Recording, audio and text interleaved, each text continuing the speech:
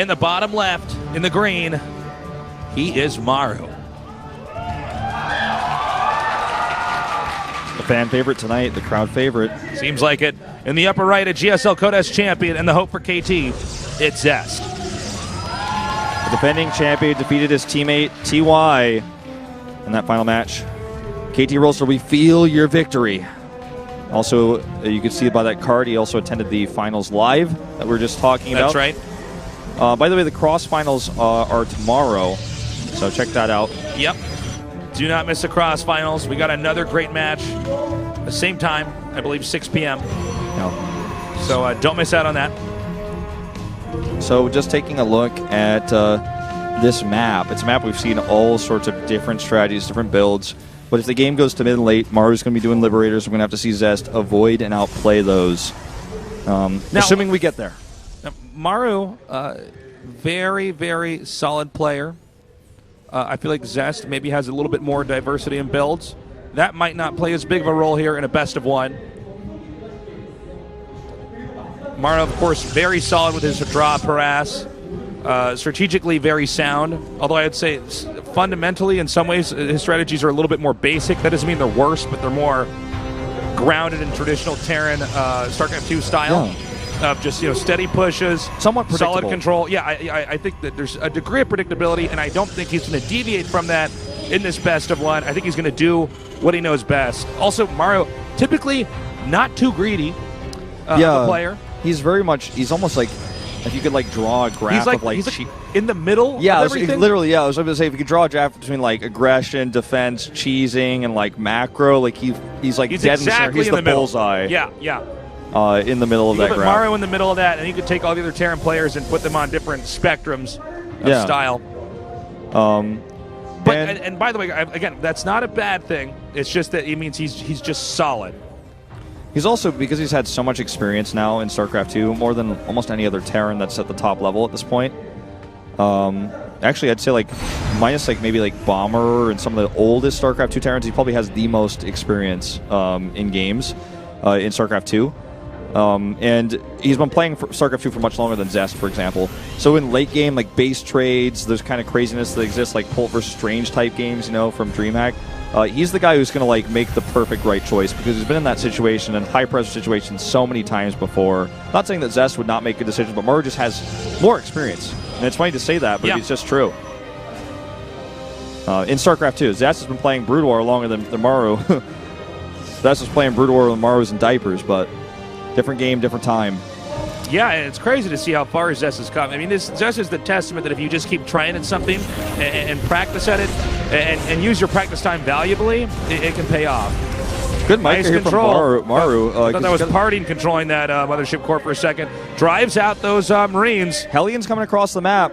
And there's no wall here. This could be a problem. He sneaks by. This could be a much bigger problem than the Mothership Core. Maru gets in the main here. He can go back into the backdoor expansion. Going to try to kill some probes. Mothership Core still being a nuisance here back at home. Yeah, so far 2 SCVs are killed off, but the Hellions are already over here. He needs to actually target down a specific Hellion. No recall! There's no Mothership Core now! And that means the Hellions are even scarier than before. And any follow-up attack he's got planned is going to be very deadly as well. Also a big interruption to the early game builds here. Yeah, that's 100 gas he's going to have to remake. Yeah, or not remake and just try to play without it. Yeah. The Hellion, as you can see, just a little bit faster, can get over here. If he's just good enough at maneuvering, he can get a few more shots up, which would just be huge. Got to be so careful. He's... Oh, okay. Okay, no other kills. Yep. Bruising the probes is not enough. But he killed the Mothership Core back at home, which makes it kind of okay, and that was only 2 Hellions invested too. He also went double barracks, so he's got a few more Marines than you would normally have at this stage of the game, because a lot of people will just cut that out. Observer in here. No scan. Although Observer timing was typical there. Now, Zest has a very quick blink, but I don't think this is going to be for attack. It's just for him to help split his units and actually have more mobility at defending his 3 bases. Yeah, and he has a Warp Prism, so he may just try to defend and then just do a little bit of harass. We've seen Stalkers used to harass actually a lot more nowadays with Warp Prisms. Kind of cool to see this full rotation. We saw this initially early on, and it's like the meta's gone in a full circle. It's coming back in a style now. Good scan. Notice this, the way he scanned there. He made it so that it was surrounded beforehand so they couldn't fly out of the scan no matter what. Here comes a little bit of poking with these Stalkers. It's only 6. Mind you, at this stage, there is a Warp Prism. You know, there were some Marines killed off earlier. Oh, man. Now, he should know there's a chance of this being there. He does have Blink for his Stalkers, so he can technically blink away if he's can dodge it. Oh, he knows. Oh, he knows. So smart. Insta-checks. Okay. So good. This is a scary push. 9 Stalkers actually coming up. Gonna get that second Widowmine up, but again, this can be dodged as well. 1 Stalker goes down already. Oops. Not successfully baited out. The Widowmine shot canceled there as well and repositioned. Okay, he's going to actually start dropping Stalkers into the back. Now, this is still working for Zest because he's still doing, he's denying this base here on the 3rd. Got to pull out, though. Turret there. This Widowmine's still active, so he needs to not forget about that. It looks like he's going to back off. He adds a Forge, double Forge. And this actually forces double Liberators here, so that's going to reduce the medevac number, at least early on. Now, TY's made this work before where it's like hardly any medevacs, and it's just Liberators pushing out. Is he going to do that this time? I'm not sure. Big-ass Gateway Explosion coming in. Yeah, right now he has only 3, so he's going to be up to 8. That's going to help him with the extra money and the economy's built on this 3rd Nexus. You know, be able to hold off any aggression. There's a tiny window of time where Maru could do some damage before that happens, but I think he's may just barely miss it. These Liberators weren't rallied either. Looks like he's actually going to split them for hunting down Warp Prisms and then eventually hitting the mineral line and going into Liberation mode. So twofold amount of utility those have. Looks like there's 2 Widowmines in that medevac as well. Yep, they're going to just be planted here to help this kind of siege forward. Now here's the peak. Comes in. Obviously going to cancel that.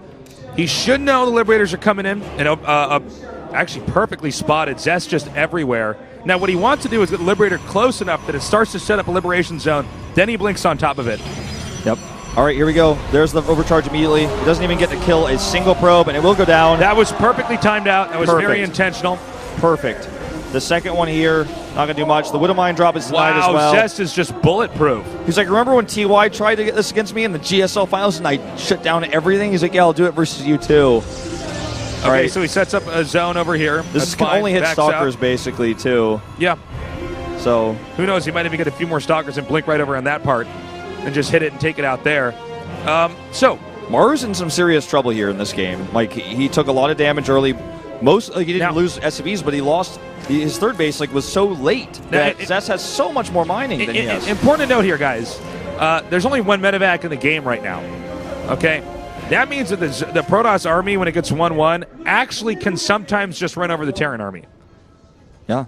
And it means every stim hurts a lot more when you don't have a lot of units there. Going to kill a Stalker. A little bit of miscontrol. Only really loses 1 Stalker. The other Stalkers just lose their shields. But that's important to keep in mind here, guys. Yeah, and it means his army is weaker, so he can't deny this 4th base. And the 1-1 upgrades here faster for Zest. He's so massively ahead. Like, Maru is almost at this point where he needs a miracle to come back. He's really behind.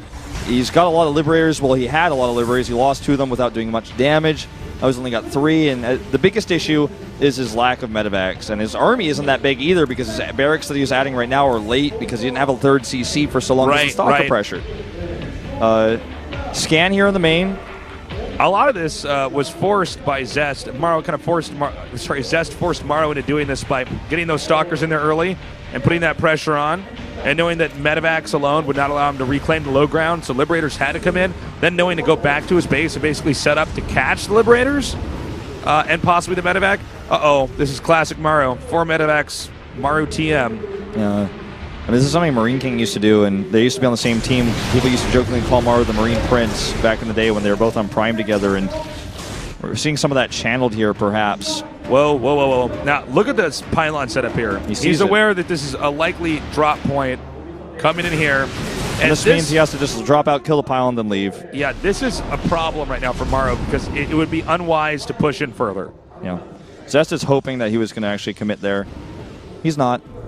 But anyway, that means that this drop didn't happen, which is further good for Zest because Maru's trying to do anything he can. He's making big, bold, risky choices because of how behind he is. Now, Storm's about to finish. We have a Warp Prism with 2 High Templar in it, which can just reposition and storm on top of an army and also can be used for feedback. harass. Yeah, or used for feedback here. Not hard to get that off and eat those medevacs up. Very true. Now, we see Maru attempting to gain ground over here. I don't know how much of a success this is going to be, other than maybe just him trying to keep, Zest focused on defending the right side of his base. We don't see another expansion just yet. Okay, here we go. This could be a mistake from Maru. The blink could be scary. Oh, there's my the God. storms. Nice storms. Good splits here from Maru, and he's just going to take out these adepts. And he needs to just lift it out of here before the blink gets to him. That was a positive trade from Maru, I'd say, overall. That was really interesting. And he's got a huge force coming over to the left side, so Zest needs to go back. Look at that scan. He's like, okay, he's not there yet. Maybe I have a window. He comes in. Oh, I don't know about this. Tasteless. Shading forward right now.